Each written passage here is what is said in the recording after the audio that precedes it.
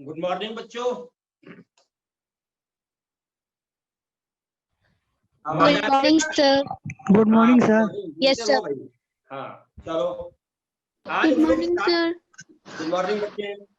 Good morning sir. Good morning all of you. चलो आज शुरू करते हैं हम लोग काइनेमेटिक्स, है ना? Yes sir. और एक चीज ध्यान रखना भाई, नोट्स सब लोग प्रॉपरली बनाते चलोगे। ऐसा नहीं कि पढ़ा हुआ है तो नोट्स नहीं बना रहे हैं। पॉइंट लिखेंगे, पॉइंट वाइज नोट्स बनाओगे। तो ऐसा नहीं कि 11-12 की तरह बनाओ, लेकिन पॉइंट वाइज नोट्स बनाओगे। ठीक है ना सब लोग? Yes sir. Yes sir. हम लोग मैकेनिक्स डील करना शुरू करने जा रहे हैं। तो मैकेनिक्स में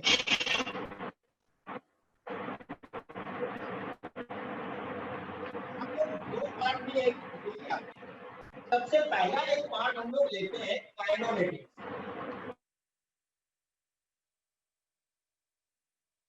और ध्यान से सुनते जाओ, एकदम बेसिक सी बातें हैं। एक पार्ट होता है काइनेमेटिक्स और एक पार्ट होता है बेटा डायनामिक्स।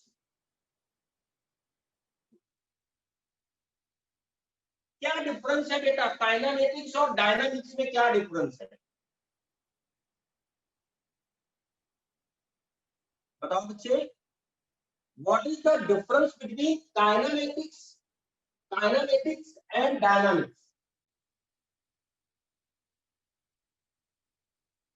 तो मैं बताता हूं, काइनेमेटिक्स और डायनामिक्स में दोनों में ही बॉडी के मोशन को रीड करेंगे, ये तो सिमिलरिटी है।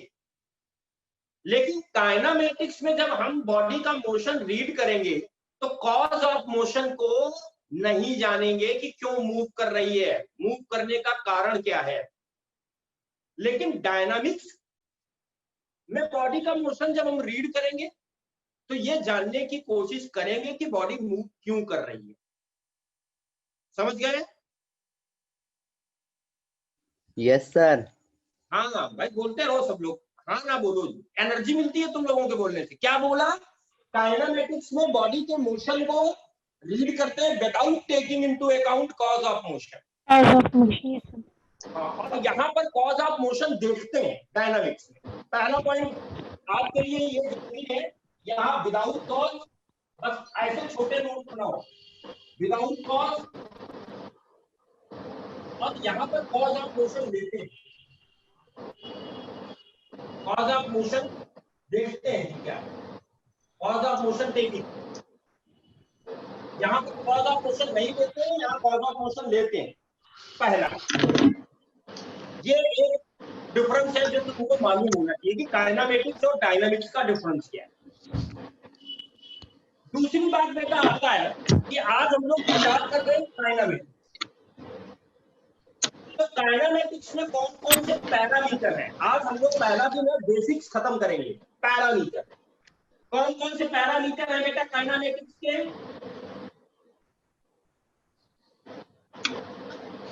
Distance, displacement, velocity, speed, acceleration. Very good बच्चे, वेरी गुड। क्या कौन कौन से पैरामीटर? पहला डिस्टेंस, दूसरा डिस्प्लेसमेंट, तीसरा स्पीड, वेलोसिटी और एक्सीलरेशन। तो सबसे पहली बात, सबसे पहला पैरामीटर जो है हम लोग देखते हैं। अच्छा, पैरामीटर के अलावा दो तीन बातें और तुमसे जरा हम जान लें, हम लिखते जा रहे हैं। पैरामीटर हमने बताए, पहला पैरामीटर है डिस्टेंस,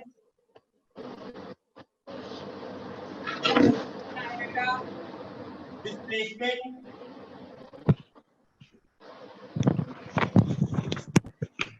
तीसरा है बेटा स्पीड, चौथा है वेलोसिटी और पांचवा है एक्सीलरेशन।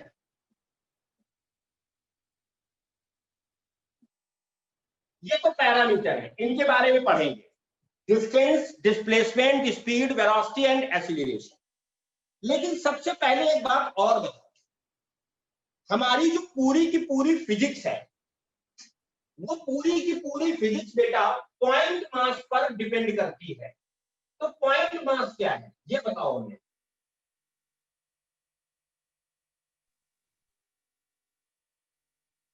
कौन बताएगा भाई ये concept of point mass? Point mass क्या है? कोई भी ऑब्जेक्ट डिस्टेंस के रिस्पेक्ट में छोटा हो। वेरी गुड प्राची, क्या बताया प्राची? एक बार फिर रिपीट करो बेटा। कोई भी ऑब्जेक्ट डिस्टेंस के रिस्पेक्ट में बहुत छोटा हो तो। ठीक है, एक पॉइंट तो इन्होंने बताया। अच्छा, अगर ऐसा नहीं है तब पॉइंट मास कैसे बनाएंगे?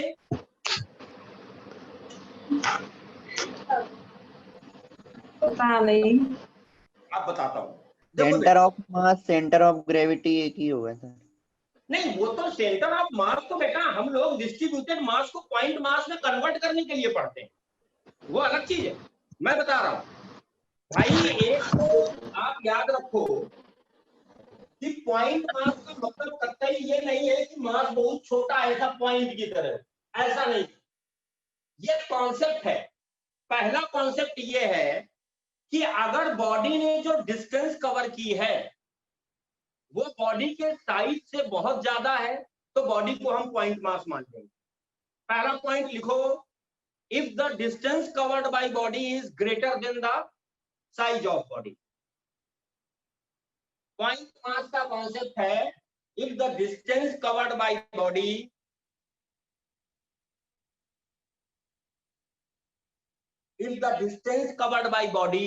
is larger than the size of body।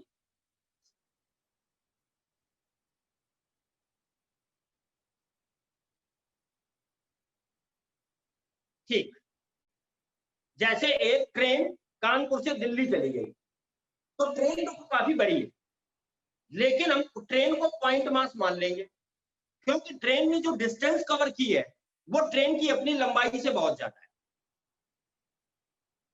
दूसरी बात क्या है कि अगर ट्रेन मान लो प्लेटफॉर्म नंबर 1 पे ही चले, 100 मीटर चली, तो बेटा यहां तो ये बात गलत हो गई। अब बताओ, अगर ट्रेन 100 मीटर चल रही है तो हम ट्रेन को पॉइंट मास मानेंगे कि नहीं मानेंगे?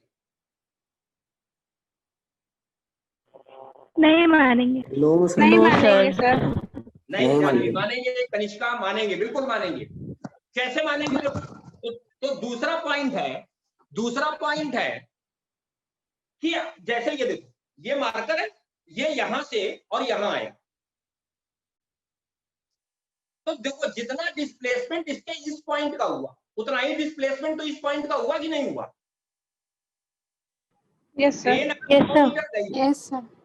तो जितना इंजन का डिस्प्लेसमेंट हुआ उतना ही तो आखिरी वाले डब्बे का भी हुआ ना डिस्प्लेसमेंट। Yes sir. तो अगर किसी भी बॉडी का हर पार्ट का डिस्प्लेसमेंट, हर पार्ट की वेलोसिटी, हर पार्ट का एक्सीलरेशन बराबर है तो वो पॉइंट मास। जैसे ये मार्कर है, ये यहां से आएगा तो इसके हर पॉइंट का डिस्प्लेसमेंट भी वही होगा, हर पॉइंट की वेलोसिटी भी इक्वल होगी, हर पॉइंट का एक्सीलरेशन भी इक्वल होगा, तो इस मार्कर को हम पॉइंट मास मान लेंगे। लेकिन अगर यही मार्कर के बराबर हमें कोई धागा ले लें और धागे को लेकर दौड़े तो धागे को पॉइंट मास नहीं मानेंगे क्योंकि वो तो वैसे ऐसे चलेगा ना।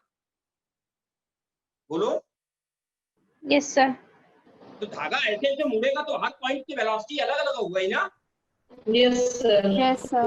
आगे को पॉइंट मास नहीं मानेंगे लेकिन इस मार्कर को पॉइंट मास मान लेंगे। ठीक है? Yes sir. तो दूसरा पॉइंट लिखो, if the every part of body has same velocity, same acceleration and same displacement,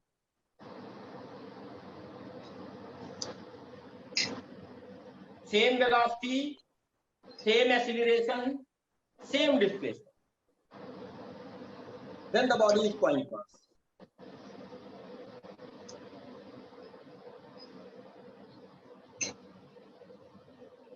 यानी कि पॉइंट मास मानने के दो तरीके हैं। पहला, डिस्टेंस बहुत ज्यादा कवर की हो उसने, और दूसरा हर एक पार्ट का वेलोसिटी, डिस्प्लेसमेंट और एक्सीलरेशन बराबर हो तो वो पॉइंट मास।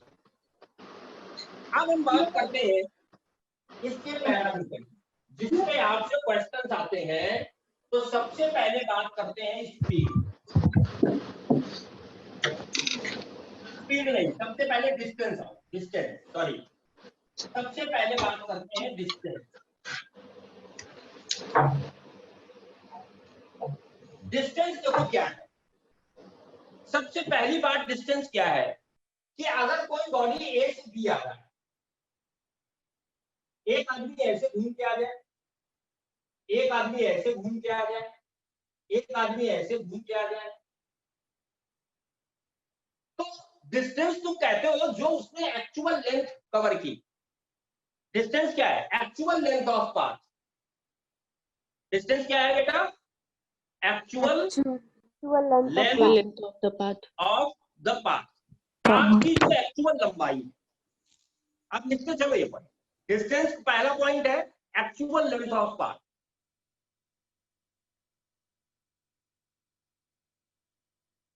फिर हो गया, लिख लिया, actual length of path distance है। इसका मतलब बेटा क्या है कि दो पॉइंट के बीच में डिस्टेंस की बहुत सारी वैल्यू हो सकती है। बोलो, पॉसिबिलिटी हो सकती है सर। दो पॉइंट के बीच में डिस्टेंस की बहुत सारी वैल्यूज की पॉसिबिलिटी है ना। सर यस तो सर। लिख दो, between 2 point it may be has more than one value. Between 2 points it may be has more than one value.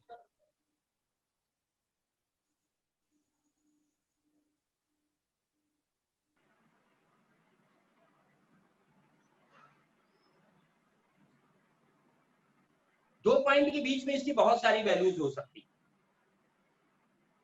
Third point, ये इंपॉर्टेंट पॉइंट है, लिखो distance never be negative.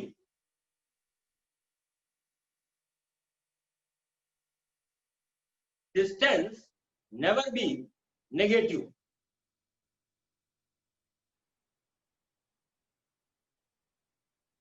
Distance कभी भी negative नहीं होगी।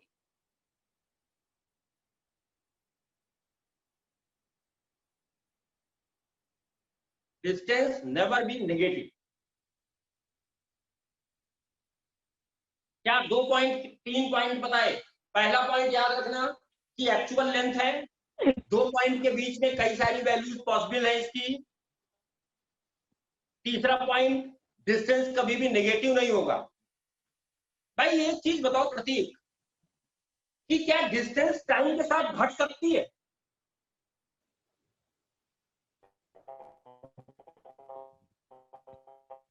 बोलो। नहीं, बिल्कुल नहीं। No sir. सर नहीं घटेगी। अगर कोई ग्राफ डिस्टेंस का ये दिया है आपको, डिस्टेंस और टाइम का कोई भी ग्राफ ये दिया है अगर आपको, तो बेटा ये ग्राफ कभी भी पॉसिबल है क्या? नहीं पॉसिबल है। नहीं नहीं नहीं डिस्टेंस कभी भी टाइम के साथ घटेगी नहीं। आप लिख दो, it never decrease with the time, और लिख दो रॉन्ग, ये गलत है।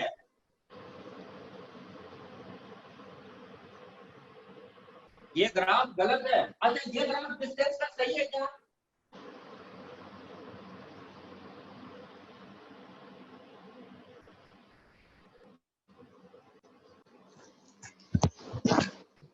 ये ग्राफ सही है डिस्टेंस का? नो सर, नहीं है सर, नो नहीं सर। सही। No sir. क्योंकि यहाँ पर ये क्यों गलत हो गया? डिस्टेंस नेगेटिव हो रही है। नेगेटिव हो रही है डिस्टेंस। ये दोनों पॉइंट मैंने इसलिए लिखाए थे कि डिस्टेंस कभी भी नेगेटिव नहीं होगी और डिस्टेंस कभी भी टाइम के साथ घटेगी नहीं। घटेगी नहीं। बाकी आपको मालूम है डिस्टेंस स्केलर है कि वेक्टर? स्केलर। स्केलर है। हाँ, ये आपको मालूम है, ये लिखने की जरूरत नहीं। ये दोनों क्वेश्चन लिख लो नोट्स में। लिख लिया।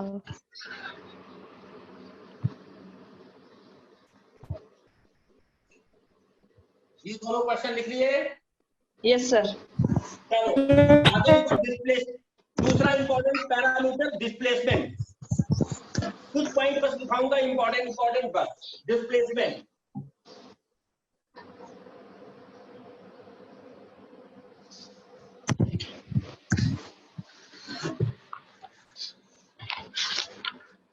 डिस्प्लेसमेंट बेटा क्या है बेटा? Vector quantity. हाँ वेक्टर क्वांटिटी, वेरी गुड। दूसरा पॉइंट बताओ। Shortest distance possible. Shortest distance between 2 point. यही मैं सुनना चाह रहा था कि अगर डिस्प्लेसमेंट कोई बॉडी ए से बी जाती है तो चाहे वो ऐसे जाए चाहे वो ऐसे आए, लेकिन डिस्प्लेसमेंट ये होगा उसका, होगा ना? Yes yes sir. यानी कि आप कह रहे हो shortest distance between 2 point, yes sir. Shortest distance between 2 point, 2 point के बीच की शॉर्टेस्ट डिस्टेंस को आप डिस्प्लेसमेंट बता रहे हो मेरे को। पक्की बात है ना? ये यही तो बताया ना आपने। Yes sir. अच्छा यस सर। अब मैं यहां से एक पॉइंट और आपको बताऊं। जब आप ये कह रहे हो कि डिस्प्लेसमेंट 2 पॉइंट की शॉर्टेस्ट डिस्टेंस है, तो इसका मतलब है कि डिस्टेंस जो है हमेशा डिस्प्लेसमेंट से बड़ी होगी या बराबर होगी? Yes sir. भाई आपने ही कहा, आपने ही कहा कि डिस्प्लेसमेंट 2 पॉइंट के बीच की शॉर्टेस्ट डिस्टेंस है। तो यहां से कंक्लूजन ये निकलता है कि distance is always larger than और equal to displacement. Yes sir. हाँ तो नोट करते चलो, नोट करते चलो।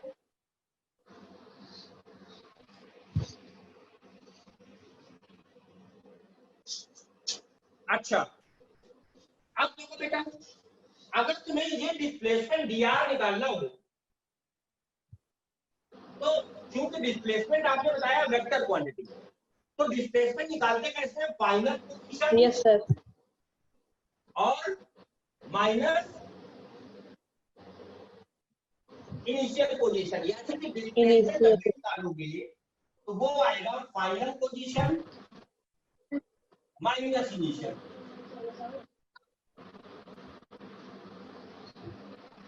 और बेटा ये बताओ डिस्प्लेसमेंट, जैसे हमने बताया डिस्टेंस कभी भी नेगेटिव नहीं होगी। आप डिस्प्लेसमेंट में लिख दो it may be positive, negative and zero. आप इसमें लिखो, यस सर। आप लिखो इसमें डिस्प्लेसमेंट में बी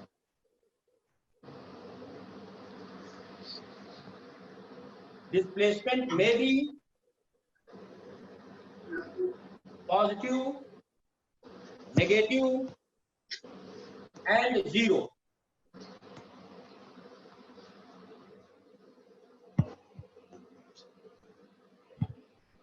कैसे? देखो जैसे हम कहें एग्जांपल के तौर पे कि ये ओरिजिन है, अब एक बॉडी ओ से ए गई एक्स, फिर ए से ओ पर वापस आ गई और फिर ओ से बी चली। तो अगर आप डिस्प्लेसमेंट निकालोगे तो फॉर ओवे के लिए डिस्प्लेसमेंट कितनी आई? एक्स। पॉजिटिव है। Yes sir. ठीक। For O zero. Zero. Zero. Zero. तो कितनी आई डिस्प्लेसमेंट? जीरो। जीरो। और for OB minus x. X आई जीरो जीरो हो हुई। गया डिस्प्लेसमेंट। और जब ओ से बी आएगी तो माइनस अपोजिट एक्स। डायरेक्शन में आ रही minus x. Minus x. Plus x. तो देखो बेटा ये पॉजिटिव, नेगेटिव और जीरो तीनों वैल्यू हो सकती है। It may be positive, negative and zero. Got the point? Yes sir. Yes sir. इस बात पे फिर एक बार आते हैं कि डिस्टेंस जो है ना डिस्प्लेसमेंट से बड़ा होगा या बराबर होगा। कैसे? देखो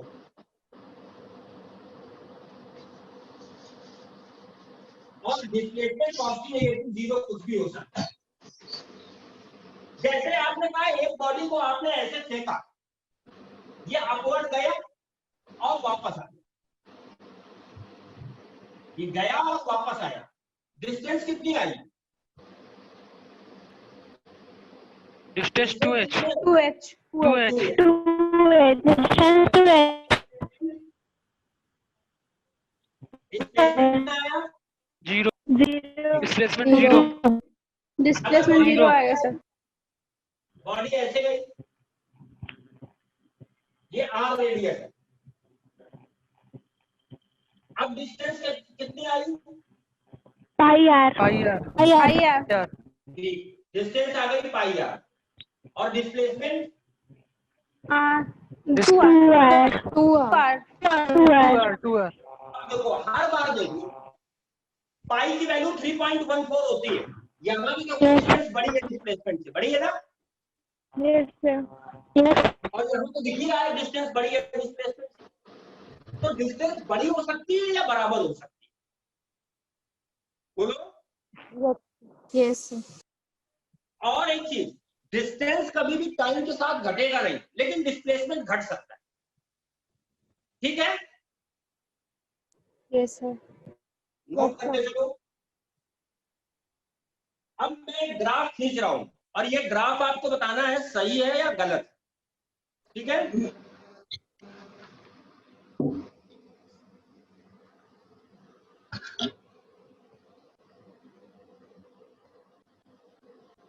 देखो ये ग्राफ है डिस्प्लेसमेंट और टाइम का।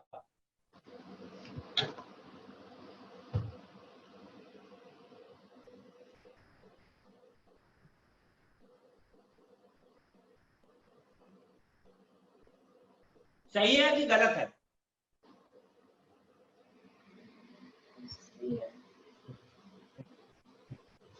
बताओ। गलत है गलत? कनिष्का ने बताया गलत है नहीं सर गलत है सर। भावना ने फीडबैक गलत। एक समय में 2 डिस्प्लेसमेंट नहीं हो सकते sir. Sir very good. Yes गलत है। हाँ दो वजह है गलत होने की। पहली वजह तो टाइम डिक्रीज कर रहा है, ये देखो ना यहाँ तो ठीक है इंक्रीज कर रहा है, यहाँ पर टाइम क्या हो रहा है?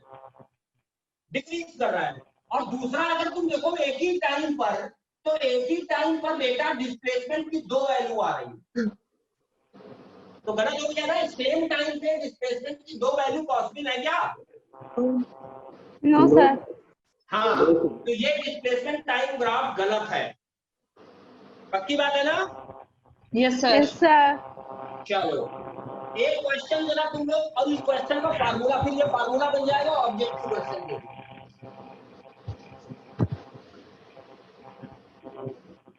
एक कोई पार्टिकल ऐसे मूव करता है, ए से बी जा रहा है, ऑब्जर्वर यहाँ है ओ पे, ये एंगल थीटा है, तो इसका डिस्प्लेसमेंट बताओ। Find out displacement of particle with respect to O. Find out displacement of particle, find out displacement of particle with respect to O.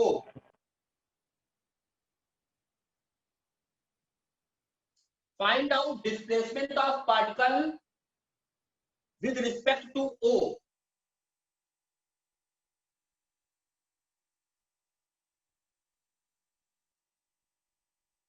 और ये इसका रेडियस R दे रखा है सर्कुलर पाथ का।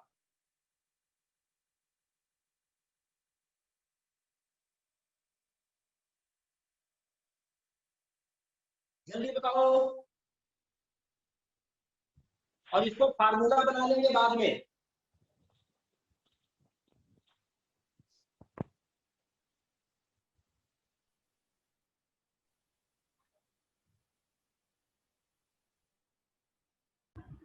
Theta are.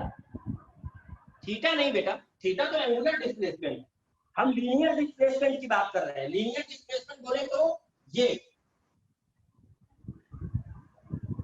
AB की बात कर रहे हैं, ये है डिस्प्लेसमेंट dr।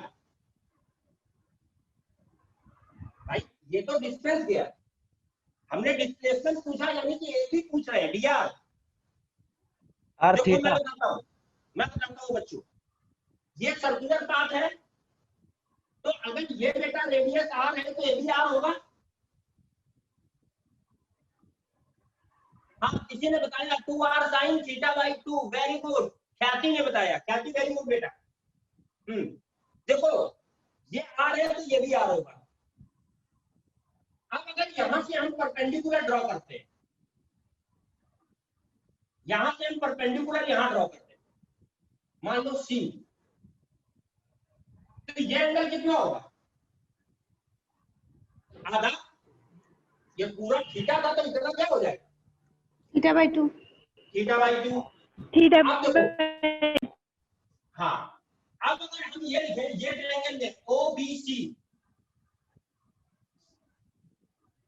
तो sin θ/2 इक्वल टू आ जाएगा BC अपॉन R। तो B और C की वैल्यू आ गई, BC की वैल्यू आई R sin θ/2, इतनी वैल्यू आई sin θ/R sin θ/2। ये वैल्यू कितनी आई? R sin θ/2। हमको चाहिए AB, तो AB जो डिस्प्लेसमेंट है वो BC का दुगना है कि नहीं बेटा? जितना ये होगा उतना ही ये होगा। अगर ये θ/2 है तो ये एंगल भी तो θ/2 हो जाएगा ना। Yes sir. तो यानी कि ये डिस्टेंस बराबर हो गई। BC की वैल्यू निकली r sin, तो ये भी r sin θ/2, ये भी r sin θ/2, तो डिस्प्लेसमेंट कितना आ गया? 2r sin θ/2। ये फार्मूला बना लो बेटा। जब भी सर्कुलर पाथ पे या जब भी सर्कुलर आर्क में आपसे डिस्प्लेसमेंट पूछा जाए तो फार्मूला है 2r sin θ/2।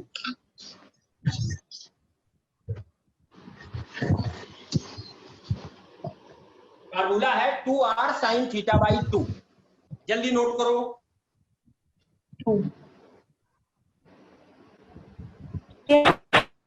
चलो अब एक क्वेश्चन और लिखो, एक क्वेश्चन और लिखो।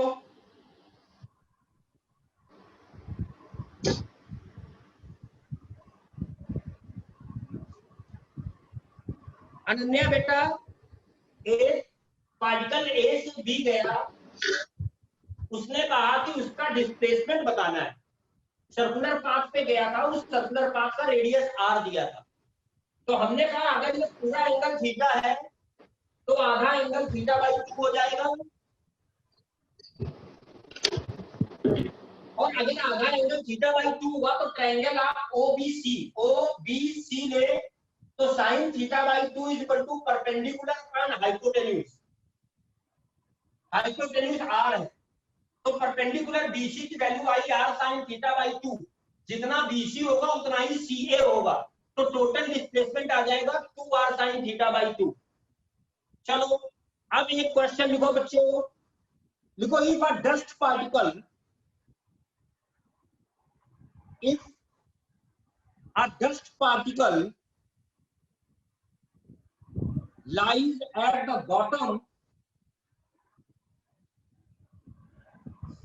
if a dust particle lies at the bottom of rim of cycle, at the bottom of rim of cycle,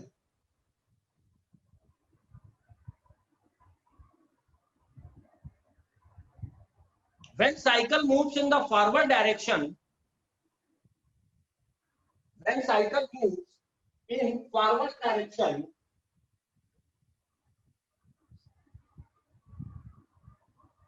then the displacement of dust particle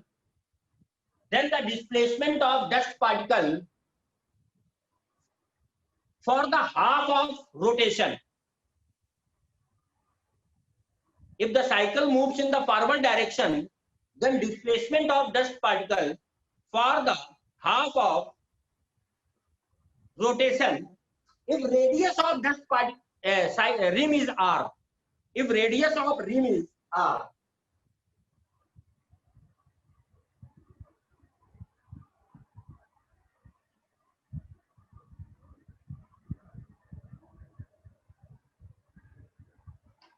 if a dust particle, फिर से repeat कर दे रहा हूं question, if a dust particle lies at the bottom of rim of cycle, when cycle moves in the forward direction, नहीं 2r is the wrong answer. ख्याति,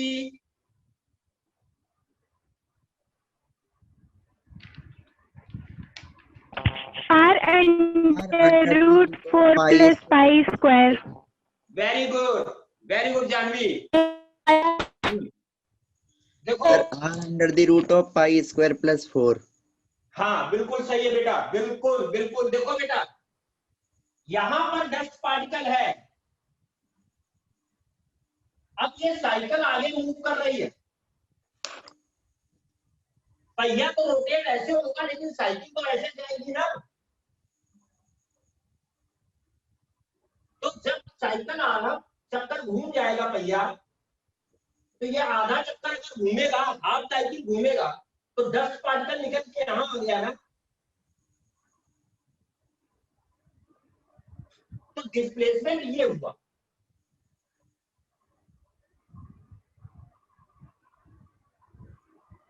और अगर ये दूरी हम निकाले तो हम सीधा देखें यहां से ये गया और ये डिस्प्लेसमेंट तो ये आया ना. अब तुम्हें ये डिस्टेंस कितनी होगी? तो साइकिल आधा चक्कर चल रही है, तो आधे चक्कर में चली गई दूरी क्या होती है? पाई आर. और डस्ट पार्टिकल निकल के यहां से यहां आया, तो ये डिस्टेंस कितनी होगी? 2r. प्राची एकदम सही बता रही है. तो डिस्प्लेसमेंट अगर हम निकालें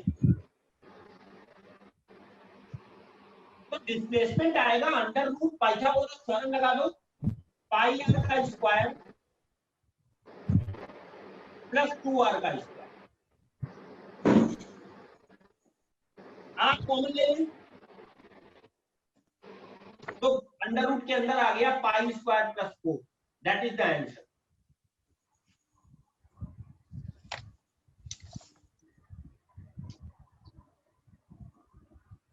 डिस्प्लेसमेंट आया r under root pi square plus 4.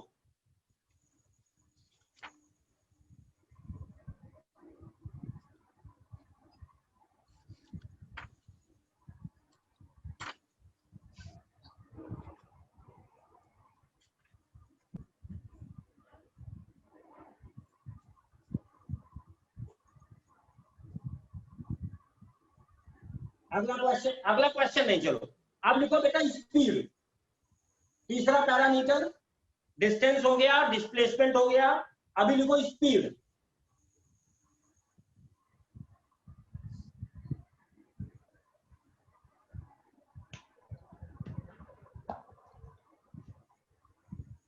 देखो बेटा सिंपल सी बात है, स्पीड अभी बताऊंगा कई तरीके की है. सबसे पहली बात बताओ, ये वेक्टर क्वांटिटी है या स्केलर?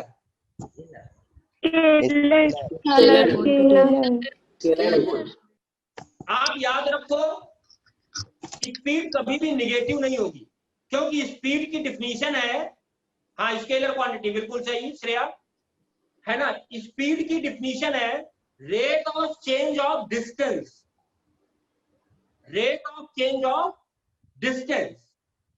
आप स्पीड बोलते हो rate of change of distance, और डिस्टेंस कभी भी नेगेटिव नहीं होगी. तो पहला पॉइंट लिखो, speed never be negative, speed कभी भी नेगेटिव नहीं होगी. First point, speed never be negative.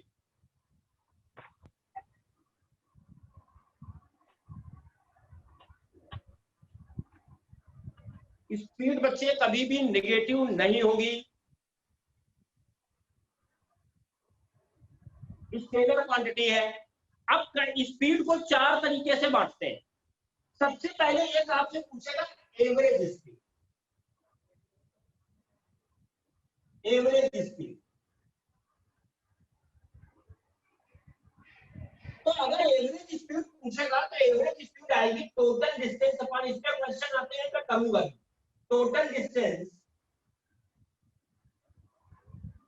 Upon total time.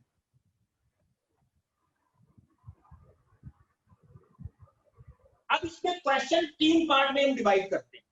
पहला तो ऐसा क्वेश्चन आएगा कि एक बॉडी ए से बी गई, पहले S1 वो डिस्टेंस चला T1 टाइम में, S2 डिस्टेंस चला T2 टाइम में, और S3 डिस्टेंस चला T3 टाइम। तो वो बोलता है कि एवरेज स्पीड बताओ, एवरेज स्पीड।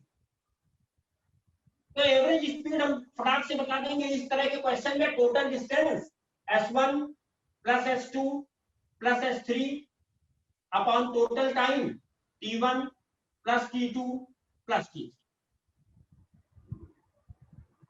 दूसरा क्वेश्चन जो आएगा वो क्या कहेगा कि पार्टिकल ए से बी गया, S1 डिस्टेंस वो कवर किया V1 स्पीड से, S2 डिस्टेंस कवर किया V2 स्पीड से,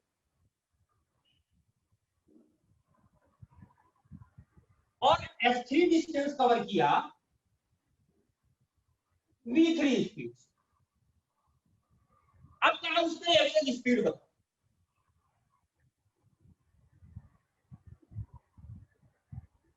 तो देखो टोटल डिस्टेंस तो अभी भी कितना है, S1 plus S2 plus S3,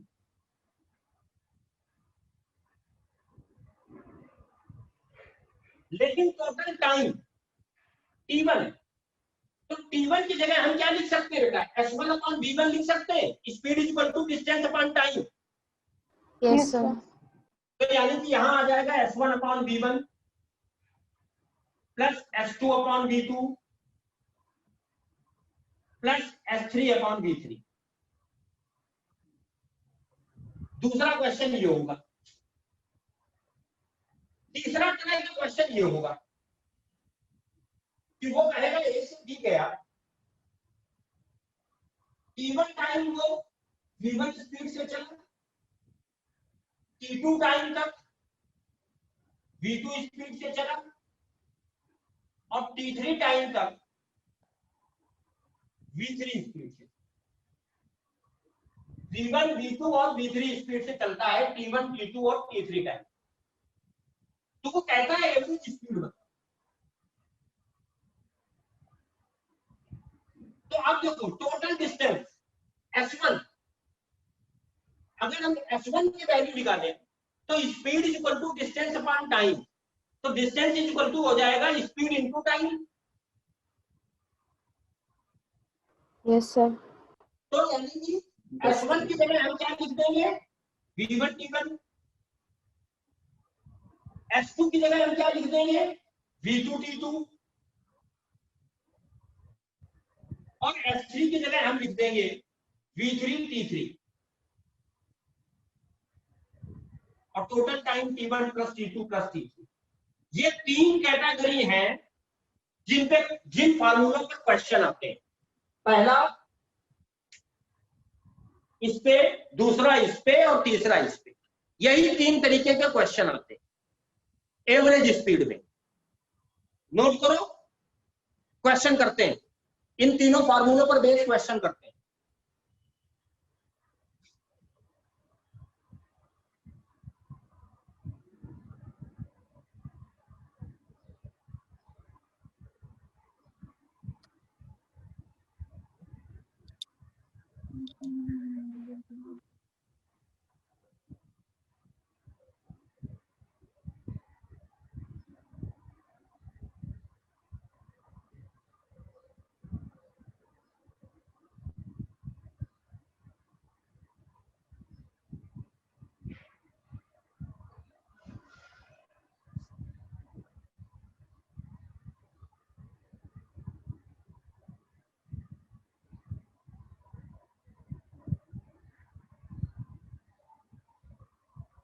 note कर लिया? Yes, sir. सब लोगों ने नोट कर लिया? Yes sir. चलो पहला क्वेश्चन लिखो। पहला क्वेश्चन लिखो। लिखो, if a body covers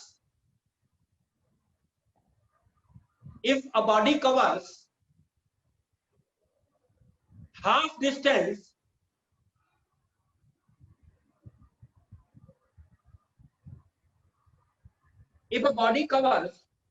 distance with the speed 40 km per hour,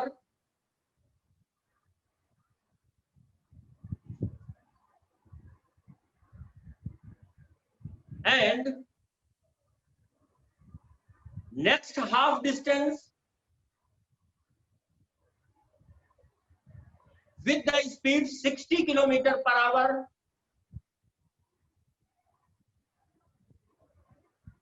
then the average speed is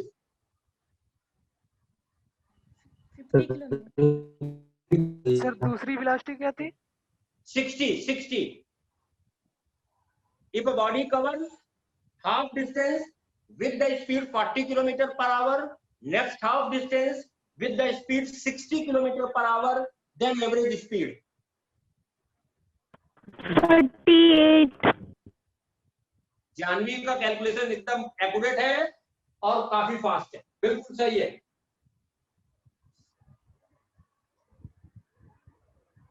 देखो ये वाला फार्मूला यूज होगा, x दे रखा है और v दे रखा है। हाँ 48 सौम्या का भी सही है बेटा। बाकी लोग सॉल्व करें। देखो उसने क्या कहा है, हाँ कि आधी डिस्टेंस 40 किलोमीटर पर आवर और बाकी की आधी 60 kilometre per hour. Average speed पूछ रहा है, v average total distance s1 plus s2 यानी कि s upon t1 s by 2 v1 40 plus s by 2 60। देख लो ये दूसरा वाला फार्मूला है, s upon s1 by v1 plus s2 by v2। s cancel हो जाएगा, बोलो ऊपर आ जाएगा 2 40 इंटू 60 और नीचे आ जाएगा 100। आंसर आ गया 48।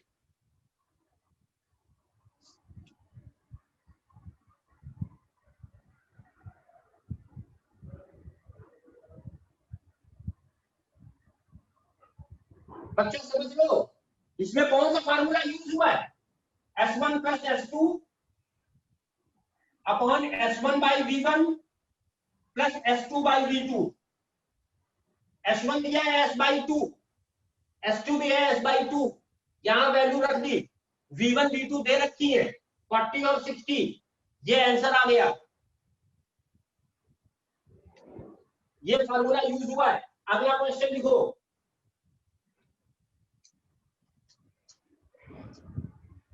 अगला क्वेश्चन, इसे नोट कर लिया? Yes, sir. चलो अगला क्वेश्चन लिखो। लिखो, if a body started with the speed uniform speed v1, if a body started with uniform speed v1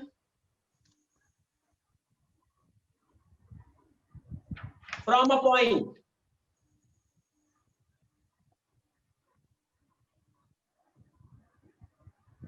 and after some time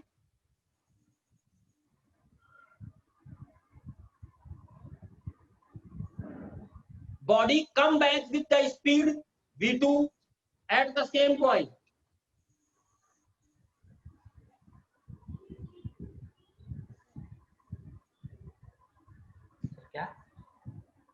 after some time body come back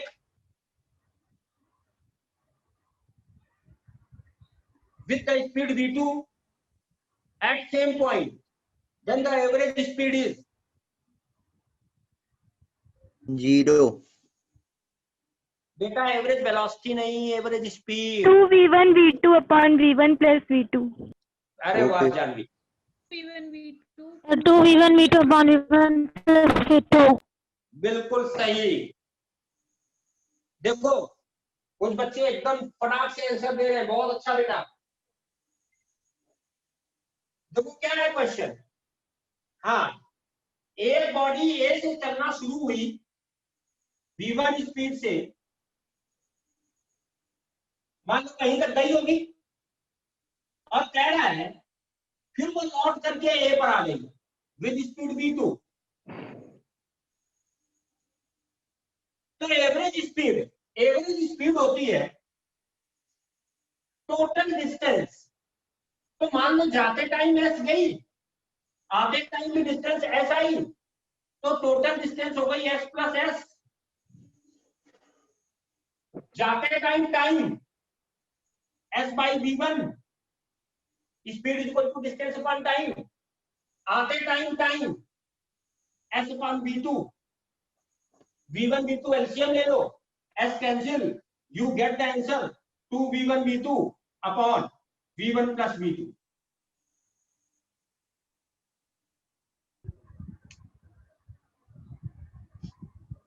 to v1 v2 upon v1 plus v2।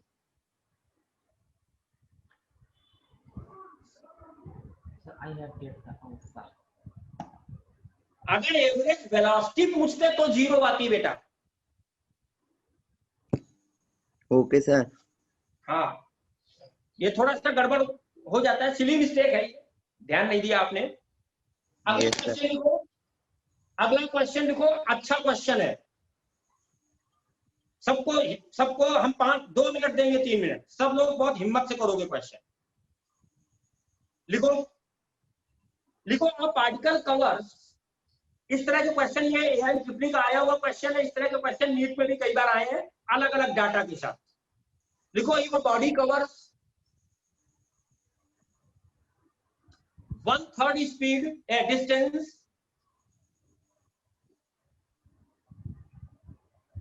if a body covers 1/3 distance with the speed v naught,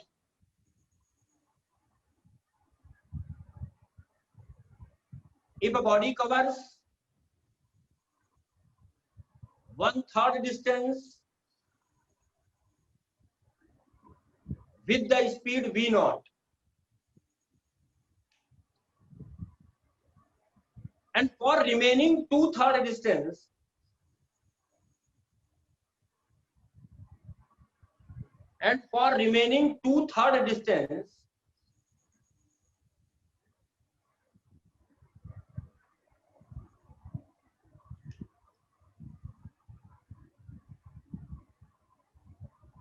remaining 2/3 distance body moves with the speed v1 for half time. Body moves with the speed v1 for half time and with the speed v2 in next half time, and with the speed v2 in next half time. Then average speed of the body is.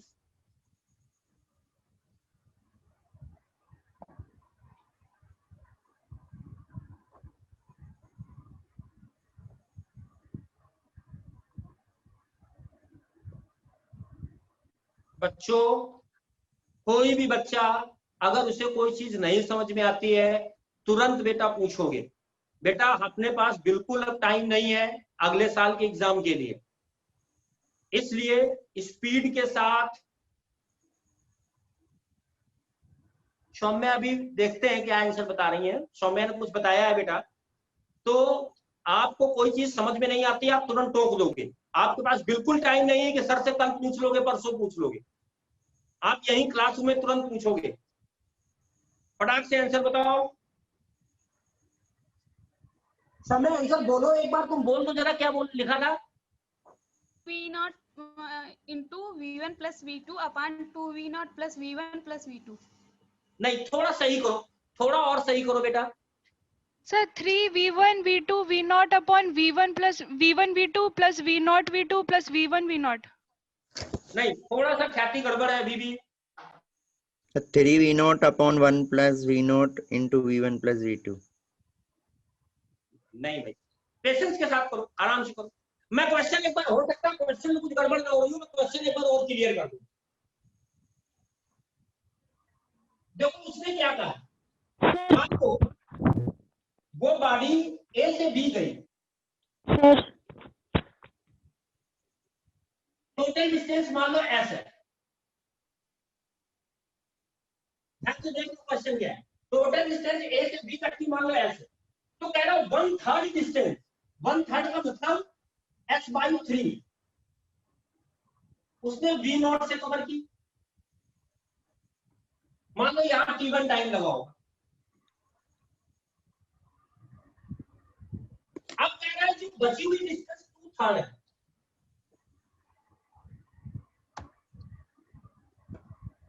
उसमें आधे time, मतलब यहां से यहां तक का अगर time t2 हो, यहां से यहां तक जाने का टाइम अगर t2 हो, तो आधे टाइम तक वो v1 स्पीड से गया, यानी कि t2/2 टाइम तक वो v1 स्पीड से गया। हाँ, ये किसी ने सही बताया, कौशलेंद्र थोड़ी सी गड़बड़ हुई है। देखो, आधे टाइम तक वो v1 स्पीड से गया और आधे टाइम तक वो v2 से गया। ये है क्वेश्चन बेटा, ये क्वेश्चन है बेटा। अभी भी किसी को क्वेश्चन में कोई डिफिकल्टी हो? मीनाक्षी बेटा, थोड़ा कहीं कैलकुलेशन सिली मिस्टेक कर रही हो?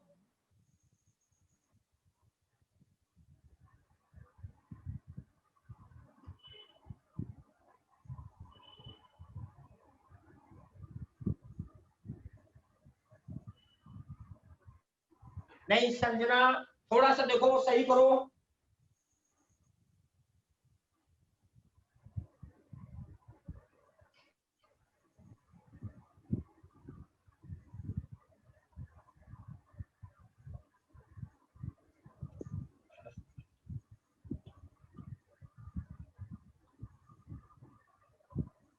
भाई मैं बताता हूं,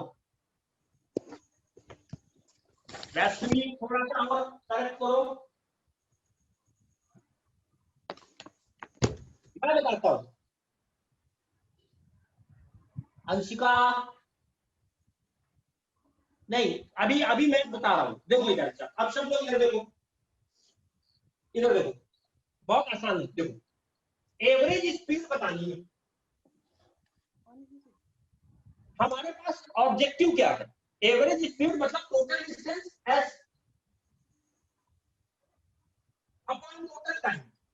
तो यहां से यहां तक तुमने t1 माना है और यहां से यहां तक का t2 माना है, यानी कि टोटल टाइम अपने पास आ गया t1 plus t2, t1 plus t2। अब t1 जब निकालोगे तो t1 यहां से यहां तक का टाइम है, speed is equal to distance upon time. तो t1 बराबर आ जाएगा डिस्टेंस s/3 और स्पीड क्या दी है v0। t1 आ गया। अब निकालना है t2, ध्यान से सुनना बच्चे। तो t2 टाइम में उसने कितनी डिस्टेंस कवर की है? 2s/3, लेकिन स्पीड बदल गई, यहां से यहां तक आधे समय तक v1 गया और आधे समय तक v2 गया। मान लीजिए इसने x1 डिस्टेंस कवर की, ध्यान से सुनना, ये x1 डिस्टेंस है और ये x2 डिस्टेंस है। तो यानी कि x1 प्लस x2 ये दिया है 2s/3, ये टोटल डिस्टेंस 2/3 है। कोई डाउट यहां तक? No sir. x1 ये डिस्टेंस है, तो speed is equal to distance upon time. Speed is equal to distance upon time, तो डिस्टेंस इज इक्वल टू क्या आ जाएगा, speed into time. v1 speed है और टाइम है t2/2, और x2 आ जाएगा v2, स्पीड है v2 और टाइम है t2/2, is equal to 2s/3। t2 अगर हम कॉमन ले लें तो t2 बराबर आ गया बेटा 4s, 2 यहां आएगा ना, तो ये 2 उधर मल्टीप्लाई होगा तो हो जाएगा 4s upon 3 v1 plus v2। पहले बताओ ये बात समझ में आई कि नहीं?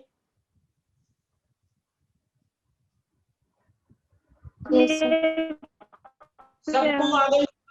तो अब क्वेश्चन में कुछ नहीं बचा, t1 भी निकल आया, t2 भी निकल आया, तो एवरेज स्पीड s t1 की जगह रखोगे s/3v0 प्लस 4s। ये टर्म देखो सब लोगों से मिस हो रहा था, कुछ लोगों ने सही किया था, यहाँ 2 लिख दिया था, अब आ गया देखो किसी का, हाँ 4s आएगा, 4s upon 3v1 plus v2। s तो कैंसिल हो गया, 1 upon 1/3v0 plus 4/3v1 plus v2। LCM ले लो, ये एलसीएम ले लो, तो जब ये एलसीएम लोगे तो क्या आएगा, ऊपर चला जाएगा 3v0 v1 प्लस v2, यहां पर आएगा v1 प्लस v2 और यहां पर आएगा v0, यानी कि आंसर आएगा प्लस 4v0। बोलो भाई ये आंसर है?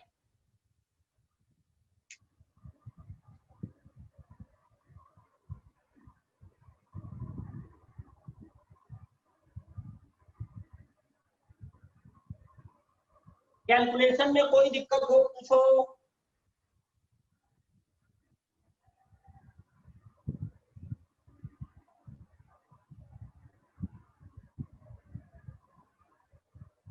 सर ये 4s कहाँ से आया था? बेटा ये देखो ना, यहाँ पर t2/2 कॉमन लोगे। सर एक बार बता दीजिए फिर से। आप ये यहाँ से बताना है।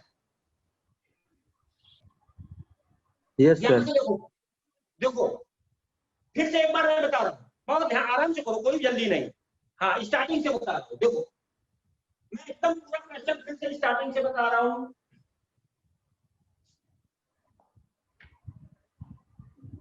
देखो क्वेश्चन में ये था, सब मिटा देगा, एकदम नए सिरे से करते। क्वेश्चन में ये था कि 1/3 डिस्टेंस v0 स्पीड से आया, तो ये स्पीड v0 यहां से 1/3 का मतलब s/3। कह रहा है कि जो 2/3 डिस्टेंस है उसमें आधे टाइम तक वो v1 से गया और आधे टाइम तक वो v2 से गया। तो कौन सा आधा समय, जो यहां से यहां तक जाने का टाइम है उसका आधा, भाई यहां से यहां तक आने का टाइम तो मान लो t1 है, यहां से यहां तक जाने का समय जो होगा उसके आधे समय तक वो v1 स्पीड, तो मान लो यहां से यहां तक जाने का समय t2, तो आधा समय मतलब निकलना यहां से यहां तक टाइम कितना हुआ, t2/2, और बाकी आधा ये हुआ t2/2, यानी कि t2/2 समय तक वो v1 स्पीड से गया और t2/2 समय तक वो v2 स्पीड से गया। अभी क्वेश्चन क्लियर है? Yes sir. सब लोग जो लोगों ने पूछा तो ध्यान से सुन लो बेटा। अब देखो अगर हम t1 निकालें तो t1 की वैल्यू, भाई हमारा उद्देश्य क्या है, एवरेज स्पीड होता है total distance upon total time, तो टोटल टाइम यहां से यहां तक t1 और यहां से यहां तक टोटल टाइम क्या है t2। तो ये आ गया t1 प्लस t2। t1 निकालो, तो t1 क्या आएगा, t1 तो speed is equal to distance upon time, तो time t1 is equal to distance upon speed. t1 तो आ गया। अब हमारा मेन काम बचता है t2। तो देखो इतने टाइम में ये यहां से यहां आया, ये डिस्टेंस x1 मान लो, और इतने टाइम में ये यहां से यहां आया, ये डिस्टेंस हम x2 मान लो, और x1 प्लस x2 किसके बराबर है 2s/3, यानी कि x1 plus x2 is equal to 2s/3। कोई डाउट? No sir. अब देखो x1 speed is equal to distance upon time, तो x1 की वैल्यू आएगी v1 into time t2/2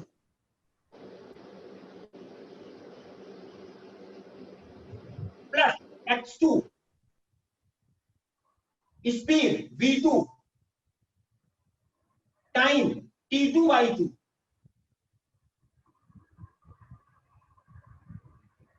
is equal to 2s/3। t2/2 common ले लें, तो ब्रैकेट में बचेगा v1 plus v2 is equal to 2s/3। t2 निकालना है तो 2 इधर चला जाएगा तो मल्टीप्लाई हो जाएगा ना। Yes sir. तो t2 क्या आ जाएगा अपने पास, 2 से 2 मल्टीप्लाई हुआ तो 4s upon 3 v1 plus v2। बोलो। Yes sir. अब t1 भी आ गया, t2 भी आ गया, यहां रख लें, t1 आया s/3 v0 और t2 आया 4s अपॉन 3 v1 v2। अभी बेटा समझ में आया? Yes sir. Yes sir. अब तो सॉल्व हो जाएगा ना। Yes sir. यस सर हो जाएगा। इसको एलसीएम ले लोगे, एस से एस कैंसिल हो जाएगा। अब सॉल्व यस सर हो जाएगा, हो जाएगा। नोट करो फटाक से। सर हो गया। चलो अब बात करते हैं बेटा इंस्टेंटेनियस स्पीड। एवरेज स्पीड और इंस्टेंटेनियस स्पीड में एक ही अंतर है, एवरेज स्पीड में टाइम इंटरवल बड़ा होता है और इंस्टेंटेनियस स्पीड में टाइम इंटरवल बहुत छोटा होता है। इंस्टेंटेनियस स्पीड में टाइम इंटरवल बहुत छोटा होता है।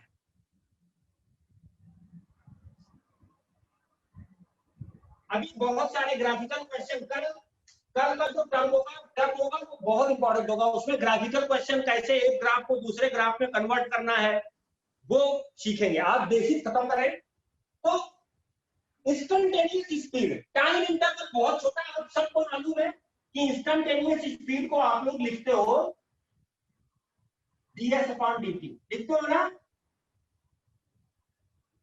Yes sir.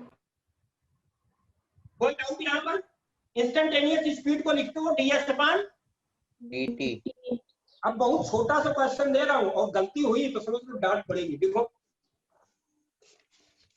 देखो जल्दी से क्वेश्चन लिखो, गलती नहीं होनी चाहिए। लिखो if a particle moves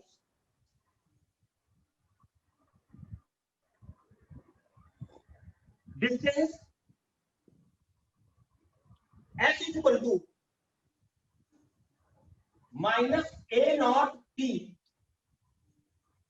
plus bt square,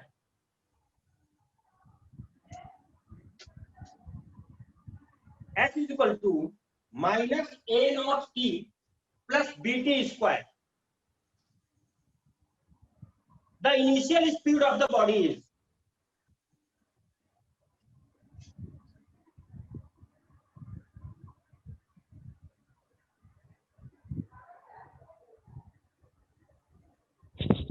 sir repeat कर दीजिए। if a body moves a distance s is equal to minus a naught t plus bt square, then initial speed of the body is minus a not. Minus a not. Minus है ना। Speed negative ही नहीं होगी?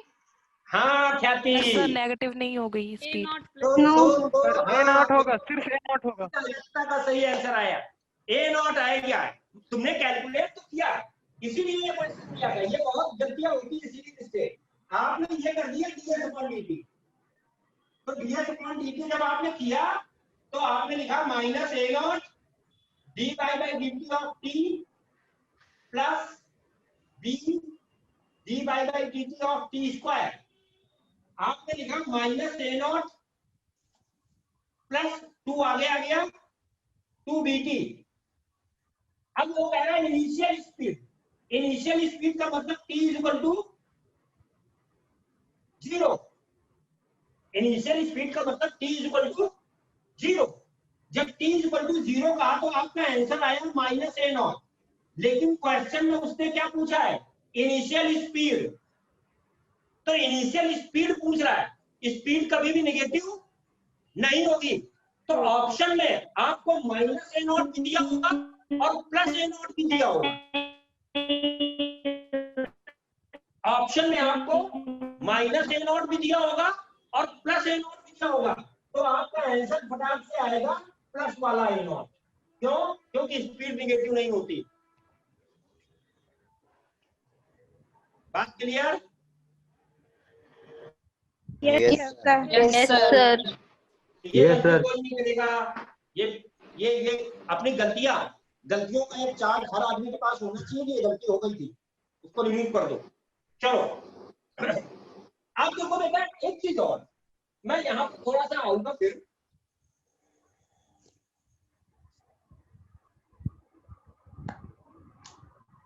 बेटा एक चीज मेरे को ये बताओ कि क्या ds अपॉन dt को हम delta s upon delta t लिख सकते हैं? क्या ये सही है? अगर टाइम 0 के बराबर हो जाए सर, टेंडिंग टू 0 टाइम हो 0 हो गया तब तो तो लिमिट अनडिफाइंड हो लग गया ना, जाएगा। 1.0 पे इनफाइनाइट होता है। लिमिट लगा देंगे सर टाइम की। डेल्टा टी हाँ। Tends to 0।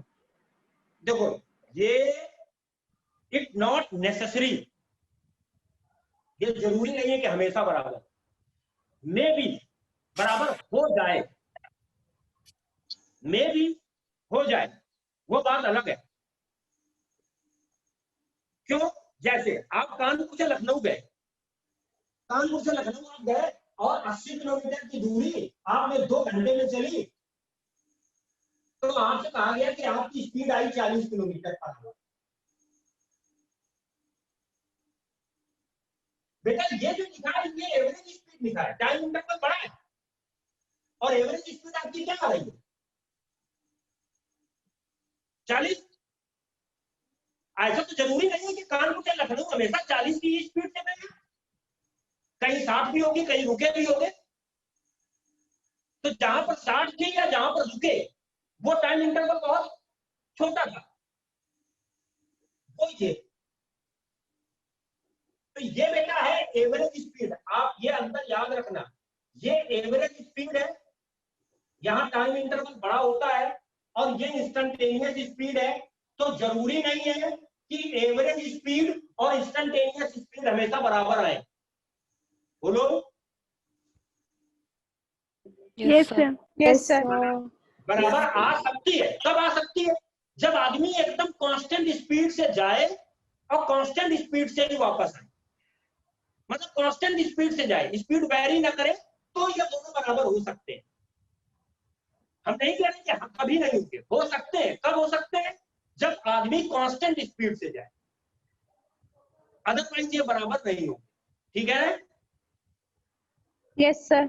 Yes sir. एक क्वेश्चन और लिखो, अच्छा करते हैं, एक क्वेश्चन और कर लेते हैं। लिखो, if a particle is moving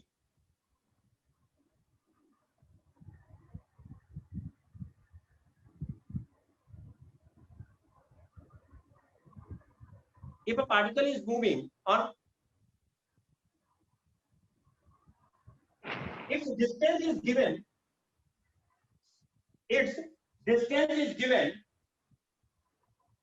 s is equal to 3t square plus 2t.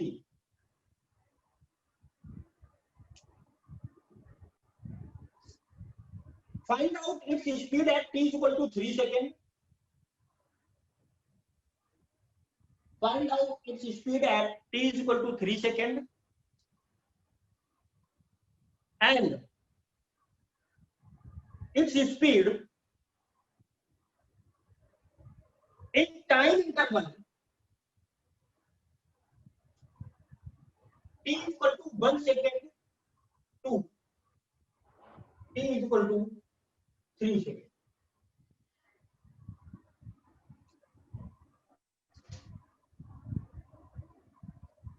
Question एक बार और रिपीट कर दीजिए। If a particle is repeat कर moving, दीजिए। हाँ ऐसे लिख लो, if the distance covered by particle is given this, then find out its speed at, पहला पार्ट है its speed at t is equal to 3 seconds, और दूसरा पार्ट है इसका its speed in time interval 1 second to 3 second. तो first वाले का 20 metre पर सेकेंड आएगा। यस सर, फर्स्ट का 20 मीटर पर सेकंड। हाँ, और सेकेंड का सर 8 आएगा। अब देखते हैं, देखो पहला वाला जब करोगे तो t इक्वल टू 3 सेकंड न्यू कर लो बेटा, t equal to 3 second. t equal to 3 second का मतलब इंस्टेंटेनियस स्पीड। इंस्टेंटेनियस स्पीड, तो इंस्टेंटेनियस स्पीड क्या होगी, ds अपॉन dt, और ds अपॉन dt जब करोगे तो आएगा 3 dy by dt of t square plus 2 dy by dt of t। ये 2 आगे आएगा तो ये बन जाएगा 6t प्लस 2। किस टाइम पर पूछ रहा है, t इक्वल टू 3 सेकेंड में ये स्पीड आई, t इक्वल टू 3 सेकेंड रखो तो आ गया 6 इंटू 3 प्लस 2 यानी कि 20, बिल्कुल सही। ये इंस्टेंटेनियस। और दूसरा आंसर बताया है प्राची ने 12। देखते हैं अब देखो यहां पर पूछा है उसने, ये वाला आंसर सबका अलग अलग आ रहा है, देखता हूं मैं, भावना का भी चल रहा है, देखते हैं। ये वाला स्पीड इसमें पूछा है तो ये स्पीड एक टाइम इंटरवल में पूछ रहा है तो ये एवरेज स्पीड बनी। और एवरेज स्पीड ध्यान से सुनना बेटा, होता है total distance covered upon total time. ध्यान से सुनो, यहां पर कंफ्यूजन होता है बच्चों को। तो यहां पर एवरेज स्पीड जब निकालोगे तो पहले ये डिस्टेंस दे रखी है, तो पहले t बराबर 1 पुट करो। जब t बराबर 1 पुट करोगे तो s1 आएगा 5, 3 इंटू 1 प्लस 2 इंटू 1, तो s1 आ गया 5। फिर t 3 सेकेंड पुट करो तो 3 का स्क्वायर 9, 9 इंटू 3 27 प्लस 3 इंटू 2 6, यानी कि ये आ गया 33। अब ध्यान से सुनो, एवरेज स्पीड आपको इस टाइम इंटरवल में पूछी गई है, मतलब 1 सेकेंड से 3 सेकेंड के बीच में, 1 सेकेंड से 3 सेकेंड के बीच में पूछी गई। ध्यान से सुनो, पार्टिकल ने यहां से मान लो चलना शुरू किया होगा t बराबर 0 से, t बराबर 1 सेकेंड पर वो कहां है, 5 मीटर दूर, यहां पर ये है 5 मीटर, और t बराबर 3 सेकेंड में वो यहां से 33 मीटर दूर है। तो इस टाइम इंटरवल में 1 और 3 के बीच में तो यही डिस्टेंस चला ना वो। बोलो। Yes sir. Yes sir. Yes, 1 sir. और 3 के बीच में तो ये डिस्टेंस चला, तो ये डिस्टेंस कितनी आएगी? S2 माइनस S1 आएगी ना ये।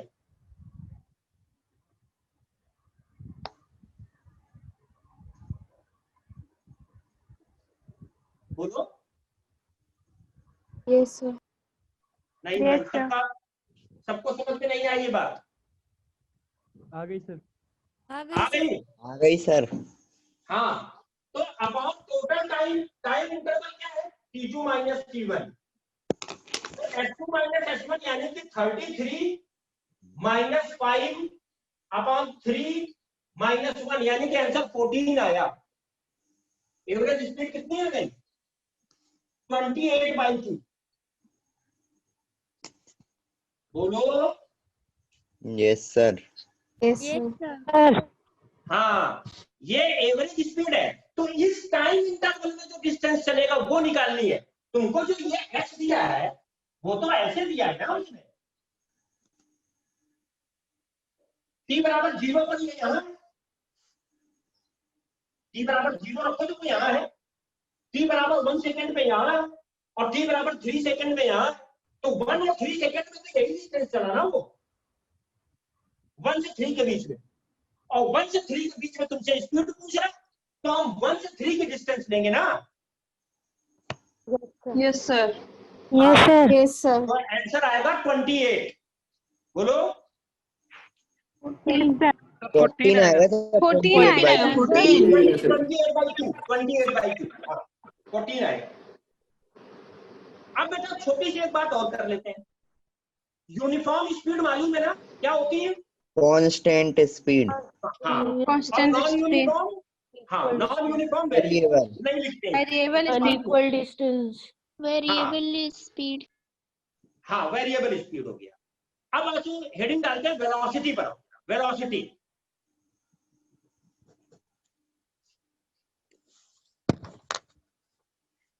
कल का जो टर्न होगा बेटा, कल बहुत अच्छे सारे क्वेश्चन, बहुत ढेर सारे क्वेश्चन करेंगे। एक बार आप रिवाइज करके आओ और आज बेसिक थोड़ा सा खत्म कर लें। कल भी थोड़ा बेसिक रहेगा, इसके बाद क्वेश्चन जो फंसाते हैं, क्वेश्चन नीट में जो फंसाते हैं। चलो अभी बात करते हैं वेलोसिटी कैसी क्वांटिटी है, वेक्टर या scalar? Vector. Vector quantity. Vector. पहला पॉइंट यही लिख दो, जैसे स्पीड नेगेटिव नहीं हो सकती है। और हाँ बिल्कुल, वेलोसिटी है क्या? Rate of change of position या rate of change of displacement. Rate of change of position हम कहेंगे या rate of change of displacement. और डिस्प्लेसमेंट पॉजिटिव और नेगेटिव कुछ भी हो सकता है। तो वेलोसिटी में B positive, negative and zero. Zero तो खैर हो ही जाए। यूनिफॉर्म वेलोसिटी का क्या मतलब है बेटा? Constant velocity. नहीं, वेलोसिटी तो वेक्टर क्वांटिटी है ना। Sir direction magnitude constant. चलो चलो एक लाइन लिख दो, एक लाइन लिख दो। यूनिफॉर्म वेलोसिटी देखो, direction and magnitude constant. Distance in equal time. नहीं तो डिस्टेंस में तो फिर स्पीड आ गई। वेलोसिटी, वेलोसिटी यूनिफॉर्म मतलब डायरेक्शन और magnitude and same direction. Magnitude same. हाँ, magnitude as well as direction remain same. Shreya ने बताया बिल्कुल सही। Magnitude as well as direction remain same. Uniform velocity, uniform velocity. Non uniform velocity, non uniform velocity magnitude और direction और both change. या तो magnitude change हो या डायरेक्शन चेंज हो या दोनों चेंज हो जाए। मैग्नीट्यूड और डायरेक्शन और बोथ चेंज। Yes sir. हाँ चलो, यस सर। अब बस सीधा आते हैं instantaneous velocity. Instantaneous velocity,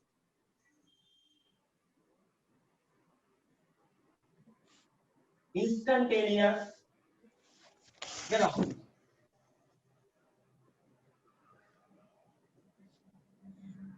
instantaneous velocity हमेशा इंस्टेंटेनियस बोले तो टाइम इंटरवल बहुत छोटा, टाइम इंटरवल अगर बहुत छोटा तो आप लिखोगे v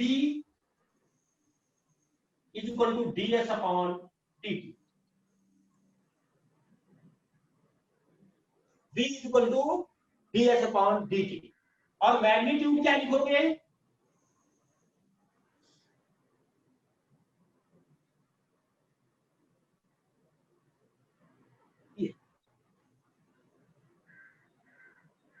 चलो इसी छोटी सी बात पर एक छोटा सा क्वेश्चन, पहले ये लिखो।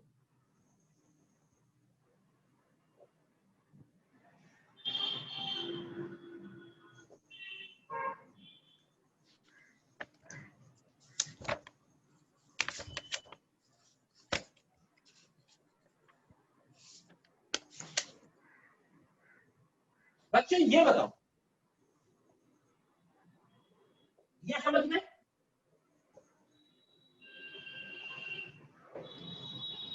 अच्छा, हमको ये बताओ ये क्या है?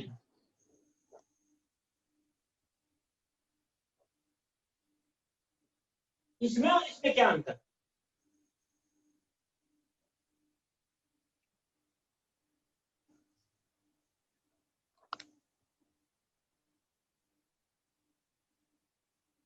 सर ऊपर वाला वो डायरेक्शन भी है और सर इसमें मैग्नीट्यूड है सर नीचे वाले में। नहीं, इसमें इसमें इसमें इसमें इन दोनों चीजों में क्या अंतर है? सर ऊपर वाला कांस्टेंट हो जाएगा क्योंकि उसमें मैग्नीट्यूड तो डिफरेंशिएट ऊपर वाला डिस्टेंस है और नीचे वाला डिस्प्लेसमेंट है सर। हाँ, ये स्पीड है, ये स्पीड है, ये डिस्टेंस है बेटा, ये स्पीड लिखी है। मैं लिखने का तरीका बता रहा हूं, अभी देखो क्वेश्चन पूछ रहा हूं, और ये लिखा है बेटा मैग्नीट्यूड ऑफ वेलोसिटी।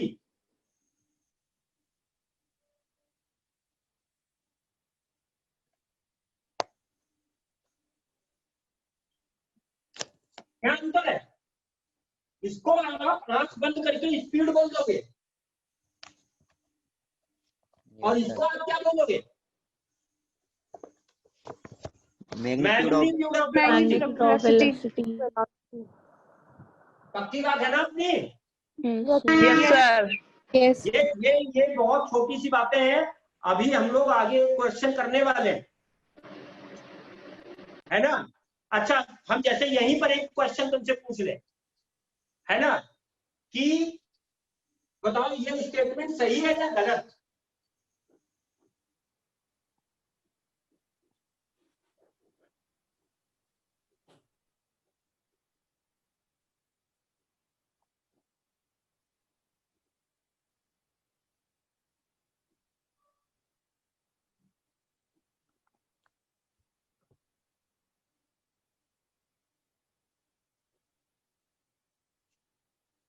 गलत है सर स्टेटमेंट। गलत है सर, गलत है सर। गलत है? Yes sir. देखो सोचो। ये सर गलत है। सर गलत है। सही है, है? सही है। सोचिए, बताओ बेटा, इतना इतना जल्दबाजी नहीं। ये क्या लिखा है? डिस्टेंस। स्पीड, स्पीड लिखिए। क्या हम ये कह सकते हैं कि डिस्टेंस चेंज नहीं हो रहा है? डिस्टेंस चेंज नहीं हो रहा है ना टाइम के साथ?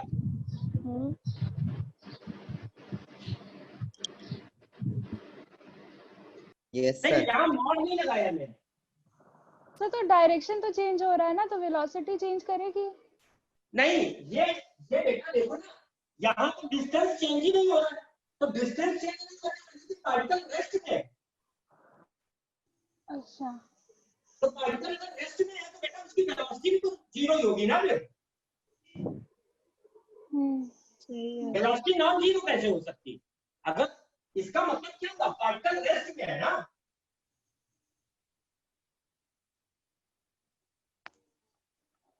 तो अगर पार्टिकल रेस्ट में है तो उसकी स्पीड भी जीरो होगी और वेलोसिटी भी जीरो।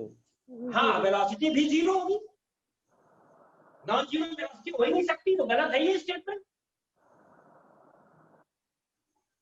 बात क्लियर हुई या नहीं? ऐसे ही कंफ्यूजन क्रिएट करते हैं एग्जाम में। क्लियर हो गया। हाँ, एकदम क्लियर है ना। सर एक बार फिर से, एक बार फिर से, एक बार जीरो यानी कि पार्टिकल रेस्ट में। तो बेटा अगर पार्टिकल रेस्ट में है तो उसकी वेलोसिटी भी तो जीरो होगी ना। Yes sir. हाँ, चलो अब देखो, ये आंसर लिख लो। ये ds upon dt कहीं लिखा है, मैग्नीट्यूड ऑफ वेलोसिटी, और ये स्पीड है। चलो अब देखो, अगर तुम्हें एक डिस्प्लेसमेंट टाइम ग्राफ तुम्हें दिया हो, आपने क्या बताया, डिस्प्लेसमेंट टाइम ग्राफ हमने दे दिया। डिस्प्लेसमेंट टाइम ग्राफ दिया है, तो आपने ये कहा कि वेलोसिटी का फार्मूला होता है ds upon dt। ds upon dt, इस पॉइंट पर अगर वेलोसिटी निकालनी है तो हम यहां एक टेंजेंट ड्रॉ करें, तो ये एंगल जो थीटा है, tan थीटा, यही तो आएगा ना ds perpendicular upon dt। Yes sir. Yes sir. तो यानी कि इधर देखो, इसको तुम क्या लिख सकते हो, tan थीटा, यानी कि डिस्प्लेसमेंट टाइम ग्राफ का जो स्लोप होता है वो अपने को वेलोसिटी बताता है। डिस्प्लेसमेंट टाइम ग्राफ का जो स्लोप होता है वो वेलोसिटी बताता है। बेटा अभी कोई पूछ रहा था मेरे से इस पे मैसेज पे कि स्पीड और मैग्नीट्यूड ऑफ वेलोसिटी में क्या अंतर है। ठीक है, देखो बहुत बड़ा एक बेसिक सा डिफरेंस है बेटा, कि मैग्नीट्यूड ऑफ वेलोसिटी, ठीक है ना, स्पीड के बराबर कभी नहीं, जरूरी नहीं हमेशा हो। देखो एक बॉडी 4 मीटर पर सेकेंड से ऐसे जा रही है और 4 मीटर पर सेकेंड से ऐसे जा रही है, स्पीड तो उसकी 4 रही है।